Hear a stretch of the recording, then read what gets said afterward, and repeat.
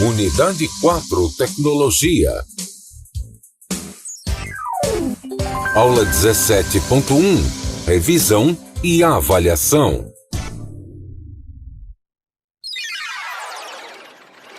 Presenciais, estamos para mais uma aula de Biologia, a última do nosso componente. Olha aí, esperamos que os senhores tenham aprendido bastante, mas depois a gente faz as nossas despedidas. Vamos lá, vamos à nossa revisão. Muito bem, então a gente vai revisar o conteúdo de métodos contraceptivos, não é? Vamos lá. Gente, o que são métodos contraceptivos? Os métodos contraceptivos são aqueles para evitar a fecundação, a concepção. Ok? São mecanismos para evitar a fecundação, tá bom? Outro nome também que recebe os métodos contraceptivos no geral é que eles podem ser os métodos anticoncepcionais, mesma coisa, anticoncepção, ok? Podem ser de barreiras naturais, químicos, hormonais, inibidores de nidação ou definitivo. Cada um desses métodos a gente vai ver com carinho, ok? Vamos começar então com os métodos de barreira. No método de barreira é porque eu tenho literalmente uma barreira física, algo físico aqui, ó, que vai servir como vai ser um impedimento para que eu tenha um encontro do espermatozoide com o ovócito. Então, eu vou ter algo que vai impedir o encontro desses dois, ok? Então, eu tenho aqui, ó, a camisinha. É o método contraceptivo mais comum, principalmente se essa camisinha for a camisinha, ó, masculina. Aqui a gente tem a camisinha masculina e aqui nós temos a camisinha feminina. E o que a camisinha faz, gente? A camisinha, né, ela evita o contato do sêmen com a vagina. Então, no caso da camisinha feminina aqui, ó, ela vai ficar no canal vaginal, recobrindo todo o canal vaginal, e aí eu não vou ter nenhum contato aqui, ó, do órgão reprodutor feminino com o órgão reprodutor masculino, que estará aqui, ó, que a camisinha serve praticamente aí como um canal onde o órgão reprodutor masculino vai se inserir. No caso da camisinha masculina, ela vai estar revestindo todo o pênis. Então, ela vai servir aí como revestimento que vai evitar qualquer tipo de contato, ó, do sêmen com a vagina ou do contrário, da camisinha feminina da vagina com o sêmen. Além de prevenir gravidez, ela vai prevenir também infecções sexualmente transmissíveis. Ok? Um outro método que não é muito comum, mas é um método de barreira, é o diafragma. O diafragma ele é chamado assim porque ele tem essa forma aqui, ó, de uma abóbada, né? Ele tem essa forma aqui, ó, de uma cúpula, ok? Para baixo, que é semelhante ao diafragma, que é um músculo que vai nos ajudar a respirar. Então, que nos ajuda a respirar. Há também o diafragma, que é uma membrana de látex, ok? Colocada no colo do útero antes do início da relação sexual. Então, nós estamos vendo aqui nessa imagem, em que a mulher está inserindo no canal vaginal o diafragma e ela está fazendo uma barreira, por isso que esse método ele é de barreira, aqui, ó, no colo uterino. Deixa eu pegar o meu pincel. Aqui, ó, ela está fazendo uma barreira. Para quê? Para que o espermatozoide não vai lá, ó, se encontrar com o óvulo. Então, por isso que o método ele é de barreira. Mas observa que no caso do diafragma, aqui a gente tem o canal vaginal. Esta parte do canal vaginal ele não está protegido. Logo, eu tenho um contato entre o canal vaginal e o sêmen, ok? Então, não vai proteger de infecções sexualmente transmissíveis, mas somente de gravidez. Muito bem, para a gente ver um pouquinho melhor aí como é que funciona a camisinha masculina e feminina, vamos rever o nosso vídeo de utilização desses instrumentos. A camisinha masculina, ela pode ser adquirida nas unidades básicas de saúde. Logo, a sua distribuição é gratuita. Ela é muito simples e ainda que você não encontre na unidade básica de saúde, você pode estar comprando em qualquer uma das farmácias e está adquirindo. Observa que a camisinha ela é formada por um látex e ela possui um ápice, essa extremidade. Essa extremidade ela tem que ficar folgada. Então, lembrando também que ela só pode ser utilizada quando o pênis estiver ereto. Então, é exatamente aqui nessa região onde o sêmen vai se concentrar, impedindo que os espermatozoides saiam e encontrem o óvulo. Então, se coloca sobre o ápice do pênis, segura na extremidade e vai simplesmente revestindo o órgão genital masculino. Toda camisinha ela também possui um tamanho adequado, então basta você verificar quando for comprar ou adquirir a sua na unidade básica de saúde. Agora a gente vai falar da camisinha feminina. Então a camisinha feminina ela também pode ser adquirida na unidade básica de saúde, logo a sua distribuição é gratuita. Vamos verificar que a camisinha feminina ela é bem diferente da masculina. A começar pelo tamanho, ela é bem maior e ela possui 2 anéis. Um anel externo, em que eu possuo aqui ó, uma abertura, então eu tenho um anel externo, e um anel interno. Então, este anel, observa como ele não possui nenhuma abertura. Então, como funciona? A mulher vai inserir o anel interno no canal vaginal, vai inserir e vai ficar com o anel externo na entrada da vagina. No momento da relação sexual, é necessário que ela segure o anel externo para que o pênis entre ereto no canal vaginal, ok? Todo o pênis, praticamente ele vai ficar revestido pela camisinha feminina e não vai permitir que o sêmen entre em contato direto com o órgão genital feminino.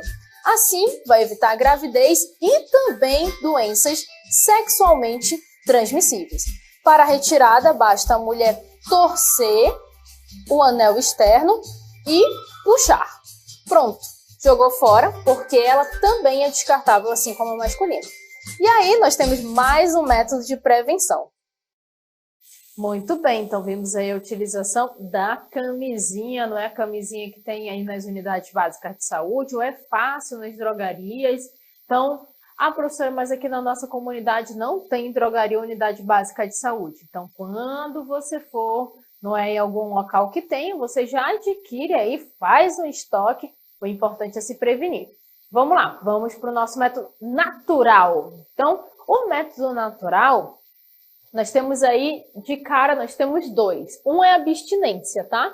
A abstinência é evitar relações sexuais no período em que a mulher está fértil. Então, ela não vai ter relações sexuais, aí não vai ter o risco de ter a concepção. O coito interrompido, ele é bem mais, ele é antigo, né, gente? Então, o coito interrompido é a retirada do pênis da vagina segundos antes da ejaculação. É um método pouquíssimo confiável. Por que isso? Porque no momento do ato sexual, o pênis, não é, ele fica ereto. Então, o corpo já vai se preparando aí, então, para a ejaculação. E o que vai acontecer? Vai ali algumas glândulas já vão liberar parte do sêmen, que é para retirar a acidez da uretra, que é por onde vai sair ali os espermatozoides. Pode acontecer de que nesse momento já saiam alguns espermatozoides, então pode gerar alguma gravidez. Então é melhor não confiar, ok? Outro método natural é a tabelinha. Então vamos dar uma olhada? A tabelinha, a mulher ela vai ter que saber qual é o seu período fértil, tá? Então olha aí, ó, a tabelinha, para usar a tabelinha é necessário conhecer o período fértil e evitar relações sexuais. A tabelinha ela é muito usada, inclusive, para mulheres que querem engravidar, não é? Por quê, professora? Porque, olha só, a tabelinha é muito simples, gente. Ela é muito simples. Há mulheres que usam muito tempo a tabelinha e que deu certo, ok? Deu certo para não engravidar, como um método realmente contraceptivo. Então, suponhamos que a mulher, não é, fique aí, ó, menstruada no dia 1º de janeiro, não é? Ano novo, vida nova, e aí ela fica menstruada. E aí o que ela vai fazer? Ela vai contar que 14 dias ao 14º dia, ela provavelmente vai ser o período que ela vai liberar um ovócito. Então ali é o seu período fértil, muito provável. O que a mulher então não vai poder? Deixa eu pegar uma cor aqui, pegar lilás agora. Pensava que ia pegar verde, né? Ah, peguei lilás. Aí o que a mulher vai fazer, gente? Para garantir, ó, 3 dias antes, ela não vai ter relações sexuais. E nem 2 dias depois. Por quê? Porque vai que realmente naquele dia ela liberou o ovócito. E se ela tem relação sexual bem aqui, ó, se de repente um espermatozoide permanecer ali no organismo dela, pode ser que, ó, ele fecunde aqui. Ok? E se de repente atrasar? Se de repente atrasar e ela tiver relações sexuais também, ó, ela pode ter relações sexuais aqui. Se de repente atrasar o ovócito, ele ainda estiver por ali, vai que ela engravida também. Então, no caso da tabelinha, ela precisa saber o período fértil e evitar ter relações sexuais. Pronto. Aí ela já se garante que ela não vai engravidar. Ok? Muito bem. Vamos dar uma olhada no nosso outro método. O outro método é o químico. Ele também não é muito comum. Por quê? Porque eu tenho a utilização do diafragma e do espermicida. Então, olha só. No método químico, são usados os produtos químicos denominados de espermicidas, porque eles matam espermatozoides. Eles são colocados no diafragma e servem para matar os espermatozoides. Então, a gente consegue observar aqui na nossa imagem que eu tenho diafragma aqui, eu tenho diafragma e esse gelzinho que está sendo colocado aqui dentro do diafragma é o espermicida. Então, o diafragma vai ficar aqui, ó, com o espermicida, ok? Quando o pênis adentrar a vagina, então os espermatozoides vão encontrar aqui, ó, o espermicida que vai matá-los. Então, é para isso que serve o método químico. Vamos aos métodos muito conhecidos, os métodos hormonais. Inclusive, quando a gente fala de anticoncepcional, normalmente a gente vai falar aí, tá falando, tem que tomar as pílulas anticoncepcionais, que são muito conhecidas, né? Utiliza-se pílulas com hormônios femininos que impedem a ovulação. Então, a mulher não vai nem liberar o ovócito. Qual é a ideia do hormônio? O hormônio é impedir que sequer o ovócito fique aí pronto para ser fecundado. Nem ovócito vai ter, porque ele vai estar ali, ó, no ovário. Ele não vai amadurecer, ok? Ele vai ficar lá no ovário e a mulher não vai ter nenhum risco de engravidar. Em tese, né, gente? Porque vocês sabem que todos os tipos de métodos contraceptivos, só um é que tem 100% de certeza que não vai engravidar, não é? É abstinência. Realmente não ter relações sexuais aí que realmente não tem como. Mas todos os outros vai ter um risco, tá? Vamos voltar para cá. Aí, como a gente pode observar, eu tenho diferentes tipos de métodos contraceptivos. Eu tenho aqui, ó, pode vir, e os hormônios podem vir na forma de injeção, podem vir nas famosas pílulas anticoncepcionais, não é? As pílulas anticoncepcionais, elas vieram assim como uma revolução feminina, porque... E aqui os adesivos, porque a mulher antes, ela podia, ela era, por exemplo, uma mulher casada, ela tinha relações sexuais e aí ela engravidava, sempre, não é? Podia ter esse risco aí, principalmente pela falta de conhecimento da questão do período fértil. Então, o que acontecia? O que aconteceu? Quando as pílulas anticoncepcionais vieram, né, surgiram, então elas vieram praticamente com uma liberdade aí, a mulher pode escolher quando é que ela vai engravidar. É claro, tem o risco. Vamos para o próximo, vamos falar de inibidores de nidação. Bem, gente, só para lembrar o que é a nidação. A nidação é quando... eu gosto do quadradinho. A nidação é quando o embrião se implanta aqui, ó, na parede do útero. Ele se implanta no endométrio.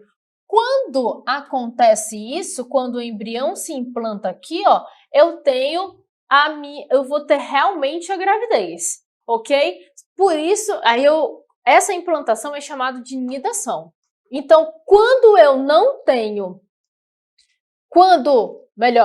esse método contraceptivo, o DIU, é para evitar essa nidação, mas eu vou ter embrião, vai ter fecundação, tá? Então, o DIU é um objeto metálico, ele também pode ser de cobre, que é implantado no útero pelo médico ginecologista.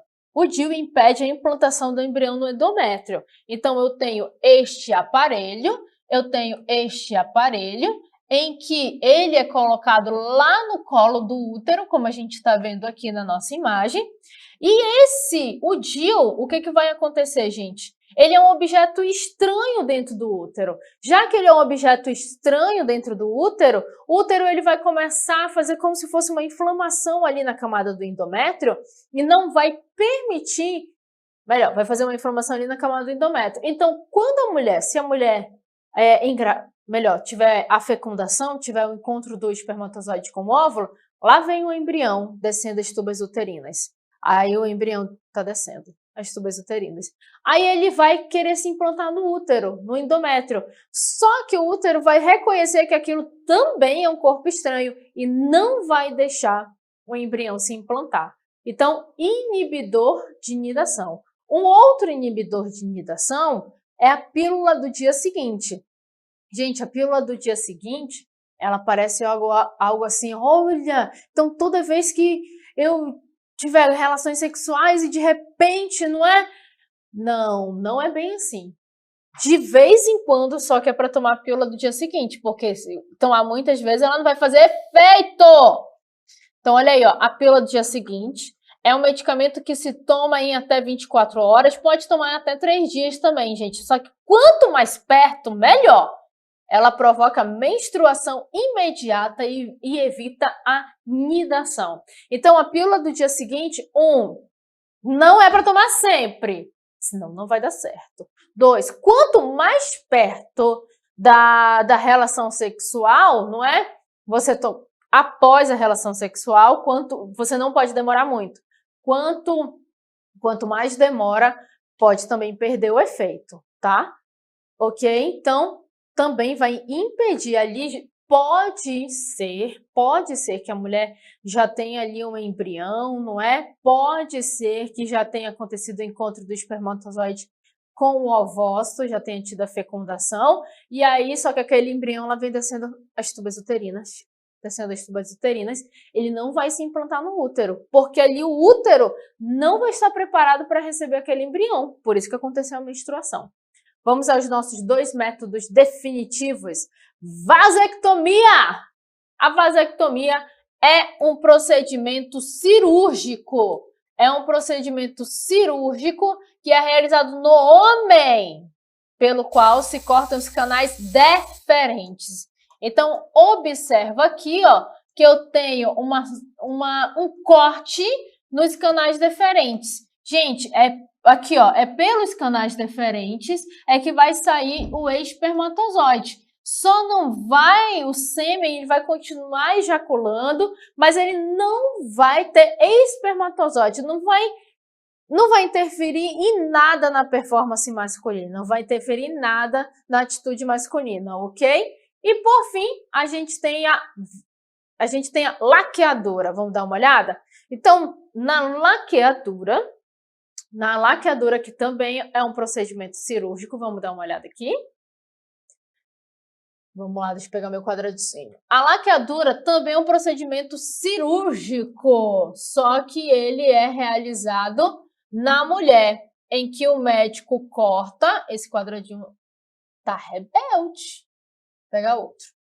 Laqueadura também é também um procedimento cirúrgico, mas é realizado na mulher, em que o médico corta e faz uma ligação em nó nas tubas uterinas. Então, o que eu tenho aqui na laqueadura? Na laqueadura aqui, gente, ó, eu tenho o corte, ok? Também a minha tuba uterina aqui, ó, vai ser seccionada. Aqui não é como se a ponte tivesse quebrado, o espermatozoide não consegue passar, nem o ovócito, ok?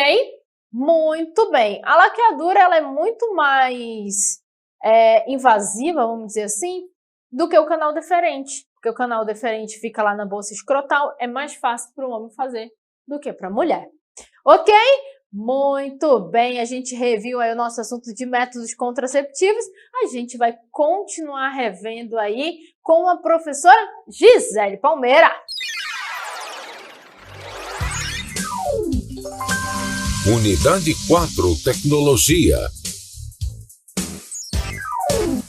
Aula 17.1 Revisão e avaliação.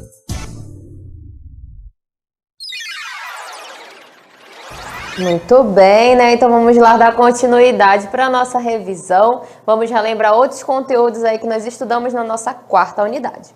Né? Então vamos nesse momento relembrar as ISTs. Né? Nós estudamos sobre as infecções sexualmente transmissíveis. Né? A gente viu que essa sigla mudou desde 2006. Né? Antigamente era chamada de doenças sexualmente transmissíveis, só que a gente viu que existem alguns tipos de infecções em que não apresentam sintomas. Né? A pessoa tem ali a presença do vírus ou da bactéria no seu corpo, porém não tem nenhum tipo de sintoma. Né? Ela é assintomática, por isso que essa sigla mudou. E aí, no caso das infecções sexualmente transmissíveis, são aquelas que são transmitidas de uma pessoa a outra pelo contato sexual, né? Então, a gente observa aí de que maneira ela pode ser transmitida também, além do contato sexual, né? Do fluido que é liberado, ou mesmo através da pele, né? Do contato ali de pele com pele. Existem alguns tipos de infecções que elas são transmitidas somente com o contato, sem necessariamente ter ali a presença de fluidos ou de alguma secreção. E aí a gente observa outras maneiras em que ela pode ser transmitida, dependendo, é claro, do tipo de infecção e do tipo de doença. Pode ser transmitida ali através de peças íntimas, toalhas de banho, pelo sangue durante a transfusão. Né? A gente observa ali uma imagem que representa essa transfusão sanguínea. Se esse sangue estiver contaminado, né, com algum vírus ou bactérias, essa pessoa que está recebendo também terá, né, esse vírus no seu organismo. A agulha de injeção, e a gente falou também no caso dos usuários de drogas, né, que geralmente compartilham ali seringa, e nesse compartilhamento, caso tenha alguém infectado, vai passar para todo o restante do grupo. E também manicure, né, a gente observa uma imagem ali que representa os cuidados ali com a unha, né, e a gente sabe que existem ali o uso de alicate, de tesourinha, né? Quando está realizando ali, tirando aquela cutícula, por exemplo, pode ter algum corte, né? E se a pessoa tiver algum tipo de infecção, o sangue que está presente ali pode infeccionar uma outra pessoa. Por isso que é importante ali ter os seus utensílios e utilizá-los, né? Cada um ter o seu e utilizar. E aí nós vamos relembrar também algumas doenças, né, algumas infecções relacionadas às ISTs. Observem que elas podem ser causadas por vírus, bactérias, fungos ou protozoários. Né? Então, dependendo ali do tipo de infecção, o tratamento vai ser diferenciado. Né? Então, a gente tem essas imagens que representam para a gente esses micro-organismos, né? O modo de infecção também pode ser diferente e o tratamento também. Vamos relembrar alguns tipos de STs, né? A gente vai relembrar aí primeiramente o caso da sífilis, que é ocasionada por uma bactéria, né? A gente tem o nome da bactéria, Treponema pálido, e aí a gente observa que essa bactéria tem esse modelo espiral, né? A gente tem aqui a representação dela nessa imagem de cima, né? Essa aqui, ó, é a representação dessa bactéria, né? Tem esse modelo aí espiral. E aí os sintomas relacionados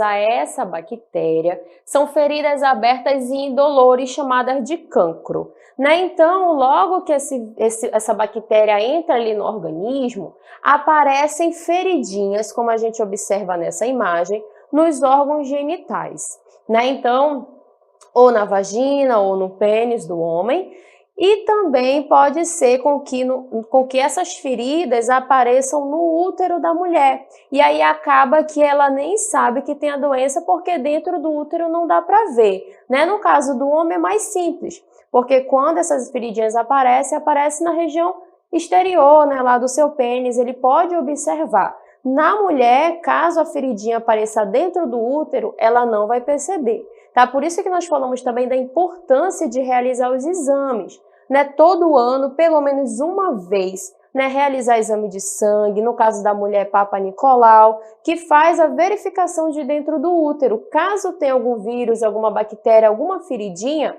é possível verificar, tá? Então, se você percebeu algum sintoma diferente, né, aparecimento de algo que está diferente, coceira, escorrimento, procure o médico para fazer o tratamento, tá? Então, no caso da sífilis, o modo de prevenção é o uso dos preservativos, a camisinha masculina ou feminina. E aí a gente ressalta a importância do uso do preservativo, porque ele não é somente importante para evitar ali aquela concepção, né? A pessoa não quer filho, usa camisinha. A camisinha ela é extremamente importante para evitar esses tipos de infecções por vírus, por bactérias ou por fungos, porque ela evita ali o contato da pele com a pele, tá? Então, a gente percebe que o modo de prevenção, né, prevenir essas doenças, é principalmente o uso do preservativo. A camisinha feminina ou a camisinha masculina, que é a mais utilizada. E aí, né, existem alguns estágios relacionados à sífilis. O primeiro são essas feridinhas nos órgãos genitais. O segundo já aparecem na palma da mão ou na palma do pé, como a gente vai observar rapidinho na imagem anterior. E no seu estágio mais avançado, pode atacar alguns órgãos do sistema cardiovascular, por exemplo, ou outro tipo de sistema, tá? Por isso que é importante verificar logo no início e realizar o seu tratamento, né? Como é uma bactéria, existem ali antibióticos que agem e conseguem combater esse micro-organismo, tá bom? Um outro que a gente vai relembrar é o codiloma acuminado. Ele é causado por um vírus. Existem vários tipos de vírus que já foram identificados que estão relacionados com HPV. A gente observa aqui, né, o papilomavírus humano, que já vai ter um formato diferenciado e mais esférico, né? Lembrando ali da diferença da bactéria para o vírus, como a gente já viu em outra aula, né? No caso do vírus, existem mutações, por isso que existem vários tipos de vírus relacionados a essa doença. E aí, quanto aos seus sintomas, a gente observa que verrugas no pênis, no ânus ou na vagina, né? Então, a gente tem aqui uma imagem que representa pra gente, ó, de um pênis e algumas verrugas que nasceram, né? Então, é um dos sintomas relacionados ao HPV. E a gente observa novamente aqui o uso de preservativo para evitar o contágio, né? E também no caso do HPV, é um tipo de doença que não necessariamente precisa ter ali fluido, né? Secreções, tanto do homem quanto da mulher, para transmitir essa doença. Somente o contato de pele com pele já transmite, no caso, esse vírus, esse HPV. Quanto à vacina, né, a gente observou que existem campanhas de HPV que vacinam principalmente aquelas crianças e adolescentes na faixa etária de 9 a 13 anos. Né? As meninas já podem vacinar e aí evitar ter esse tipo de doença. E ele também é um tipo de doença que a pessoa pode ter ali no seu corpo e nem saber, porque ele acaba sendo assintomático, dependendo do caso. Né? Pode não aparecer verruga, não aparecer nada, mas ele está presente ali no seu organismo. O outro tipo que a gente vai relembrar é a AIDS, tá? Olha só, a AIDS ela também é ocasionada por um vírus, só que aí é o vírus... Tá aqui, ó. A AIDS é uma doença, né, no seu estágio mais avançado, que vai ser ocasionada pelo vírus do HIV. Né? Então a gente já sabe que esse vírus vai atacar os glóbulos brancos que estão presentes no nosso sangue. Aqueles glóbulos de defesa, glóbulos que vão ali defender o nosso organismo contra o agente invasor. Então, como esse vírus vai atacar esses glóbulos brancos, qualquer doença ali que a pessoa possa adquirir pode levar ela à morte, como uma simples gripe, né? Então, vai ter ali aquele vírus atacando os leucócitos, glóbulos de defesa do nosso corpo, e a pessoa fica totalmente sem imunidade, né? Fica fraca, qualquer doença pode atacar ela. Por isso que a gente observa aqui as doenças que são oportunistas, né? Que acabam ocasionando muito mal e podendo levar a pessoa à morte, como a gripe, a tuberculose, a hepatite, entre outras. E aqui, quanto ao modo de transmissão, a gente observa que tem a seringa contaminada, transfusão de sangue, o uso de drogas no caso do compartilhamento de seringas. E a prevenção é o uso da camisinha, né? E aí vamos relembrar um vídeo que vai falar mais pra gente sobre a AIDS. Então preste atenção, daqui a pouquinho a gente retorna.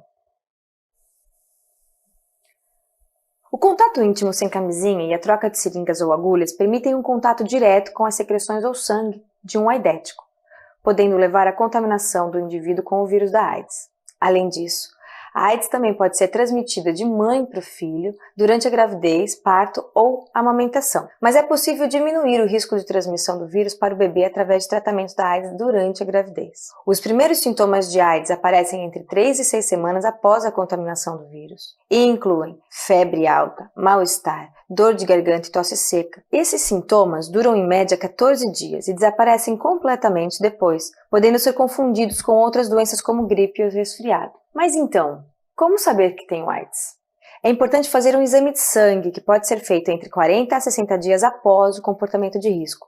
Você pode fazer o exame de graça nos postos de saúde, em campanhas do governo, no centro de testagem e aconselhamento, mas você também pode comprar esse exame na farmácia e fazer o teste em casa. Os principais sintomas da AIDS só aparecem entre 8 e 10 anos após a contaminação com o vírus, e podem ser através de manchas avermelhadas ou pequenas erupções na pele, febre persistente, tosse seca prolongada, suor noturno, ínguas por mais de 3 meses, cansaço, dor de cabeça, dor nas articulações ou nos músculos, rápido emagrecimento com perda de 10% do peso corporal em um mês sem dieta, por exemplo, candidíase genital ou oral persistente e diarreia por mais de um mês. Você mais informações aí sobre o HIV, sobre a AIDS, né? Lembrando que logo no início ali, esses sintomas podem ser confundidos, por exemplo, com uma gripe, tá? Então, mais uma vez, né, caso tenha ali algum relacionamento duvidoso, né, tá com medo, quer saber se tem algum tipo de doença, faz um exame de sangue, solicita do médico e aí já fica tranquilo, tá? A importância também do preservativo, né, para evitar qualquer tipo de contágio com esse vírus ou bactérias. E aí a gente vai relembrar também sobre o cariótipo humano, né? Falamos sobre genótipo, fenótipo, e aqui a gente tem o conjunto de cromossomos que constituem as nossas células, né? Então, os seres humanos, eles apresentam 23 pares, ou seja, 46 cromossomos, né? Então, a gente observa aqui o cariótipo, que é todo um conjunto desses cromossomos, e eles estão aqui aos pares, se a gente for contar, tem no total 23. E aqui esse último é aquele cromossomo sexual, que vai definir o sexo do indivíduo, masculino ou feminino. Quando é X e Y, nesse caso é masculino. Se fosse X e X, seria um cariótipo de um sexo feminino. Tá? Então, esse é o conjunto de cromossomos. E a gente já sabe que o cromossomo ele é constituído por genes. Né? Então, vamos relembrar a definição de gene. Olha só. O gene, né, cada trecho ali da molécula de DNA que contém uma informação para a produção de uma proteína é chamado de gene. Né? Então, aqui a gente observa a representação daquelas bases nitrogenadas. Né? Nós vimos numa aula que existem as bases nitrogenadas que vão se ligando. Né? Então, quando elas se ligam, elas vão formando aqui, ó, esse formato do DNA, né? Que tem esse formato mais espiral. E aí, quando ele vai se compactando, é que ele forma o cromossomo. Quando ele não está no formato de cromossomo, ele fica como se fosse uma corda ali, né, solta no núcleo da célula. Tá? Então, observem que existem vários trechos ali do gene, né, e cada gene vai definir uma proteína específica. Lembrando que tem genes que são ativos e genes que são inativos. Né? A gente viu ali de que maneira essa proteína é produzida através da ação do RNA, né, que está presente também na nossa célula. E aí, falando também sobre os genes, né, nós vimos a definição de genótipo e fenótipo. Vamos relembrar a diferença entre eles. Né? Então, o genótipo é o conjunto formado por todos os genes de um organismo. Né? Então, todos os genes que compõem ali um determinado indivíduo, a gente chama de genótipo. E o fenótipo são as características que são observadas. Né? Então, observem nessa imagem que tem a representação de gêmeos. Os gêmeos univitelinos, eles apresentam o mesmo genótipo, ou seja, o mesmo material genético. Só que a gente vai relembrar que o fenótipo pode ser diferente devido às características de cada um, devido ao comportamento de cada um. Observe que esse aqui só está pensando ali no sanduíche, né? Então, como consequência disso, ele vai ter um peso maior, né, do que esse outro que já tem uma atividade mais, já tem, né, as práticas mais ativas, né, de esporte, alimentação saudável. Né? Então, o que isso quer dizer? Que apesar do genótipo ser o mesmo, eles têm o mesmo material genético, eles são pessoas diferentes, né, principalmente aqui na composição corporal, porque o hábito deles são diferentes. Enquanto um está comendo, o outro está jogando bola. Então, tudo isso vai definir o fenótipo, as características que são observadas nos seres vivos. Por isso, né, que na genética, o fenótipo é igual ao genótipo mais o ambiente, né? O ambiente é tudo aquilo que pode influenciar o fenótipo e mudar ali naquela pessoa. Tá? Então, vamos ver aí quais são os tipos de fenótipos que a gente consegue observar, por exemplo. Né? Então, a gente tem aqui, no caso, a cor dos olhos, né, que a gente consegue observar, mas o que vai definir a cor dos olhos são justamente aquelas proteínas que são produzidas lá nas células, que é definida pelo genótipo, ou seja, pelo gene que está compondo ali aquele indivíduo. O que vai diferenciar também é o cabelo encaracolado ou liso, né, cabelo liso ou reto, a orelha também, né, que tem aquele lóbulo aderido ou lóbulo solto, né, são características que a gente observa, mas que são definidas pelo gene do indivíduo. Né? Nós vimos lá sobre gene dominante, gene recessivo, que vai definir ali as características de todas as pessoas, né? E vamos relembrar também os fatores que vão influenciar o fenótipo de um organismo, né? O que pode diferenciar ali, por exemplo? A exposição solar, né? Eu citei para vocês o exemplo dos gêmeos também, né? Que tem o mesmo genótipo, só que um vai para a praia e aí acaba ficando com a cor da sua pele mais bronzeada, né? Então, o seu fenótipo mudou, a cor da sua pele mudou. Então, tem essa diferença devido ao ambiente, né? A exposição solar. A forma de alimentação também, né? O hábito alimentar interfere no fenótipo de um organismo e também as atividades que elas realizam, tá? Muito bem. Vimos sobre genótipo, sobre fenótipo, vamos relembrar também sobre a biotecnologia, né? Um outro assunto estudado na nossa quarta unidade. Então, quando a gente fala de biotecnologia, a gente fala do uso das tecnologias que utilizam organismos vivos, lembrando que bio significa vida. Né? Então, se a gente fala de bio, estamos falando de vida, relacionada aí às tecnologias utilizadas em laboratórios principalmente. Né? Então, através dessas tecnologias, produtos podem ser elaborados, né, para criar ou modificar produtos para fins específicos. E aí a gente trouxe alguns termos relacionados à biotecnologia, como, por exemplo, a engenharia genética. Né? Então, com o avanço aí da tecnologia, surgiram importantes técnicas de engenharia genética, que possibilitaram ali a modificação de materiais genéticos. Né? Então, nós citamos alguns exemplos relacionados à engenharia genética, onde existem ali enzimas específicas para fazer o corte do gene específico que aquele indivíduo precisa. Né? Nós citamos o exemplo da insulina, onde o gene que produz ali a insulina é retirado ali da espécie humana e colocado numa bactéria. E aí são dois seres distintos produzindo ali aquela insulina. Né? No caso, a bactéria, através da reprodução assexuada, vai produzindo ali aquele gene em maior quantidade. Tá? Então, está relacionado com a engenharia genética, que é justamente essa manipulação que é feita, né, através dos genes que estão presentes em determinado indivíduo. Muito bem, vamos relembrar também outros conceitos aí da biotecnologia. Olha, na nossa próxima imagem, a gente vai relembrar também ainda sobre engenharia genética, né? Então, ele constitui aí, ó, na manipulação direta dos genes de um organismo, geralmente através de técnicas artificiais, porque elas são realizadas ali no laboratório, né? Elas não acontecem de forma natural. Essas técnicas têm como objetivo melhorar, criar produtos ou organismos, procurando sempre um melhoramento genético, tá? Então, aqui a gente observa novamente uma imagem que representa para a gente aqui, ó, o DNA, e aqui esse fragmento, né, que é como se fosse um gene, né, algo específico ali.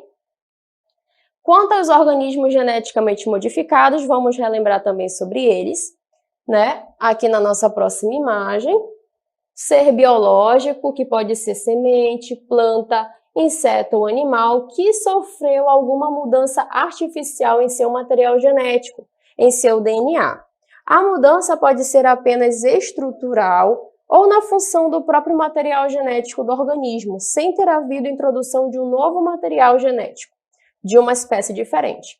Tá? Então, o que vai definir aqui esses organismos geneticamente modificados é que não tem uma espécie diferente nesse caso. Tá? A estrutura ali do gene, do DNA, é da sua própria espécie. Né? E a gente observa o exemplo da banana, que existem algumas que, por exemplo, têm ali a mudança no seu material genético para que elas demorem mais a amadurecer. Né? Então, uma característica ali de acordo com o gene do próprio material genético da banana, tá? Não foi acrescentado, por exemplo, o gene de uma outra espécie para que ela tenha essa característica, tá? Então, vamos observar também sobre os transgênicos, que a gente vai ver que nesse caso também tem a manipulação de genes, porém tem a introdução do DNA de uma outra espécie, né? Então, são duas espécies diferentes.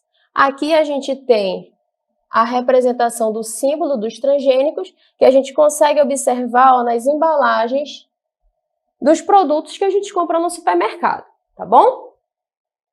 Sobre as células-troncos, vamos relembrar também a sua definição. Olha aqui. Células-troncos são aquelas que são capazes de se reproduzirem em outras iguais, ou se diferenciarem nos vários tipos de células que formam os tecidos do corpo. Podem ser tiradas de embriões, que são chamadas de células-tronco embrionárias, aquelas que podem se dividir em qualquer tipo celular, né? Como a gente observa aqui nessa imagem. Pode se dividir em formar de células do fígado, células sanguíneas, células cardíacas, células nervosas, entre outras. Ou do tecido adulto, tá? E também sobre clonagem, vamos relembrar aí a definição de clonagem, né, que é um processo artificial pautado na reprodução de cópias genéticas com organismos idênticos de determinados seres vivos através de um filamento do DNA. Né? Então, a gente observou que existem técnicas de clonagem que são artificiais e tem aquela clonagem que é natural, né? Aquela que acontece, por exemplo, No caso da reprodução assexuada das bactérias, temos aqui uma célula-mãe, ocorreu o processo de bipartição, que é o tipo de reprodução assexuada, e no final tem duas células filhas com o mesmo material genético da célula-mãe, tá bom? Muito bem, então essa é a nossa avaliação, a nossa última avaliação, a nossa avaliação de biologia. Sinceramente, nós esperamos que os senhores tenham aprendido bastante. Muito obrigada aí por todas as interatividades, pelo carinho. Olha, a gente continua, né, como professores de biologia da EJA, primeira fase, não é? Os professores presenciais aí nos roteiros têm os nossos e-mails, tem o nosso chat, pode continuar entrando em contato para qualquer dúvida. Isso mesmo, eu também quero agradecer aí a participação e o carinho de cada um de vocês. E também uma ótima avaliação, né? Espero que todos tenham sucesso aí, que outras disciplinas estão vindo, né? Então, aproveitem aí para estudar, aproveitem para participar e aprender, né? Que é o mais importante. Verdade. Olha, esperamos vocês no terceiro ano, lá na EJA, segunda fase. Beijo!